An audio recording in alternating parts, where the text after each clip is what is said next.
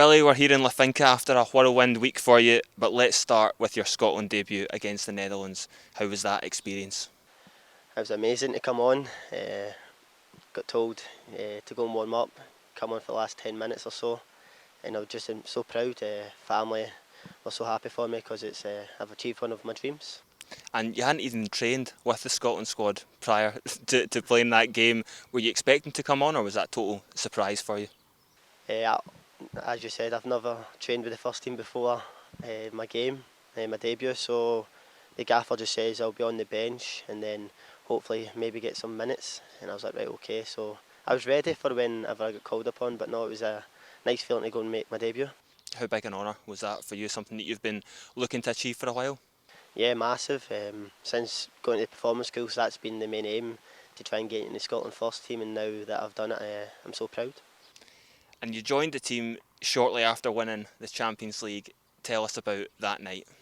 Incredible. I mean, what a week it's been. I made my debut for my country and then winning one of the biggest trophies in the world. So it was amazing, just the full night, the full experience, to be part of it. It was crazy. After that, good parties, so it was. But no, my family came over to that as well.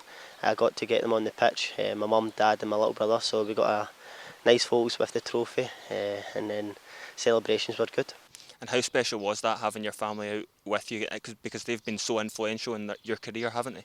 Yeah, it's been massive. They've followed me, they've stuck by what I've wanted to do.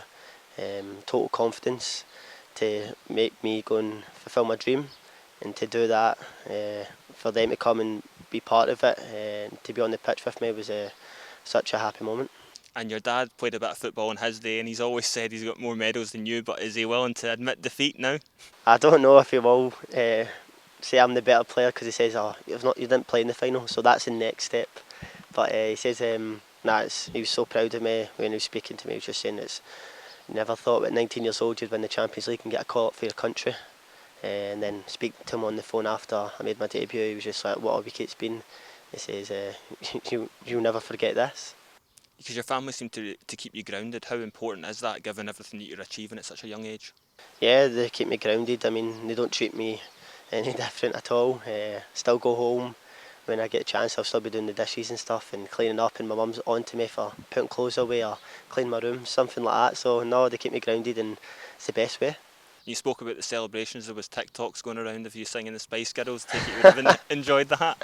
Yeah, I'd honestly never seen the person videoing it, but it was me and Christian Pulisic holding the trophy. I think just in the moment you just go with it. But it was good vocals. Yeah, absolutely. And after those celebrations, you've just came straight to Portugal and now Spain. How have the first few days of being a Scotland player been? First few days have been really good. Couple of training sessions now in.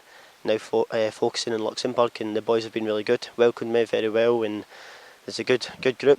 Everyone's together. No different like groups and stuff. So it's really good to see. Have you been out on the golf course yet? No, I've not been out, so I haven't. I think today a couple of the boys have went, so I might be a caddy. Right, okay.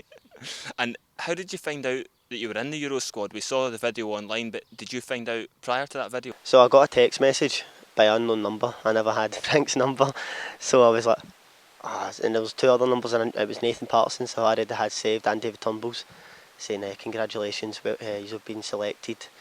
So I'm thinking, right, okay, that's good. But I never wanted to tell my mum and dad yet.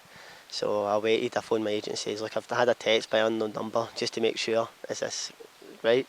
He says, yeah, that's right. So then I phoned my mum and dad, and they were just so happy, proud.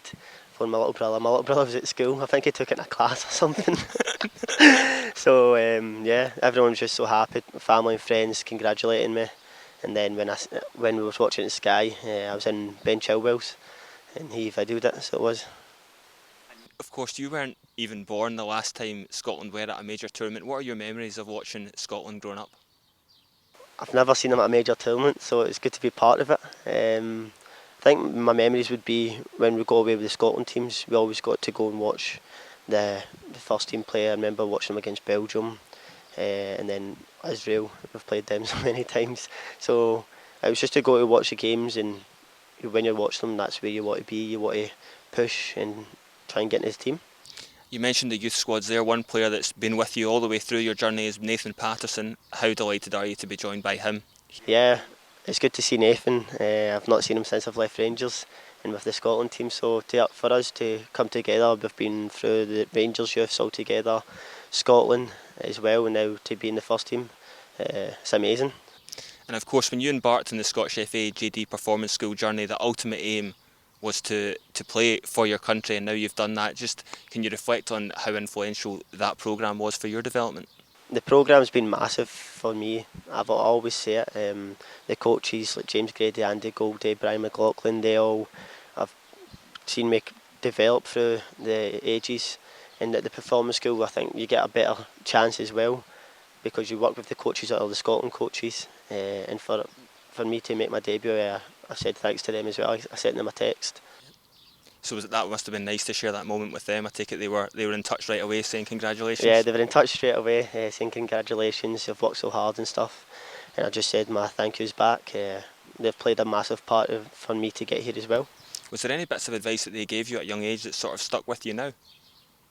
All the coaches I've had have always been work hard. With me, that's a given. I always give 100%. But it was just always work hard and focus on what you do, what you want to get better at. And at the performance skills, it's always working on you as an individual. So like your weaknesses on making your strengths stronger. So it's always been good. Given how far you've come in such a short space of time, like if you had to pinch yourself when you think of the journey that you've taken in such a short space of time.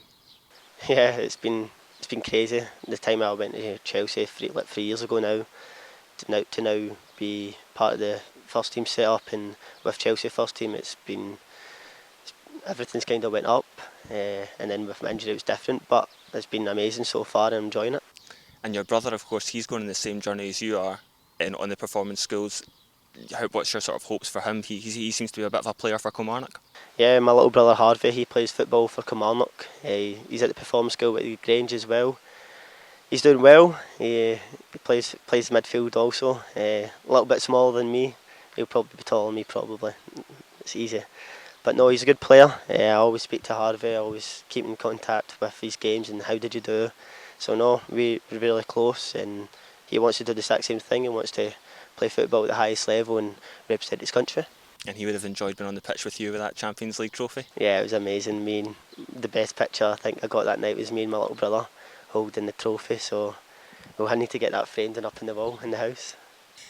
And obviously looking ahead to the Euros, we're playing England at Wembley. Have you been having a lot of banter with your Chelsea teammates about that game yet? Yeah, we've had a couple of comments that we have with England and then Croatia with Kovacic. So I've just been telling them that if I play, I'm going to be right on you. You're not getting time and stuff, but that's just the banter you have with the players. But no, when it comes to it, it'll be focused and ready to go. Have you allowed yourself to think about what it would be like to walk out for Scotland at Euro 2020 at Hampden and Wembley? No, not yet. I've still got Luxembourg from thinking about that, but when it comes to the nights before the games, I'm sure I'll be dreaming about it. And finally, how's the rush for tickets been for your family for the Euros games? I've managed to get all my family and a couple of my friends tickets, so it was stressful. The amount of text messages, how many tickets we can get and this and that, but I've sorted them all and that's all tickets sorted, it's all good.